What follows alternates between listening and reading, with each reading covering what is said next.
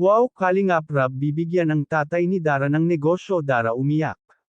Bago ko ipagpatuloy ang maikling reaction video na ito, hiling ko lang natapusin ang panunood nito para malaman ang nilalaman nito, at kung bago ka pa lang sa munting channel na ito, paki-subscribe para lagi kang updated sa video ng mga Kalingap.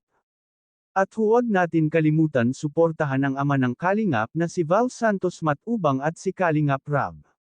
Sa nalalapit na pag-uwi ng tatay ni Dara, naging usapan ng mga Kalingap na bigyan na lang ng kabuhayan ang tatay ni Dara. Ito ay bibigyan nila ng puhunan para mag-alaga ng babuyan para hindi na ito umalis, at napakalayo ng kanyang trabaho kaya nga hindi siya basta nakakauwi dahil mahal ang pamasahe. Kaya sa pag-uwi nito sa December ay kakausapin ito ni Kalingap Rab kung papayag ito na dito na lang manirahan at bibigyan ito ng kabuhayan. Kung sa bagay sa lugar ni Dara ang mag-alaga ng baboy dahil malayo ito sa kapitbahay at walang magrereklamo. Labis nga natuwa si Dara sa magandang balita na iyan.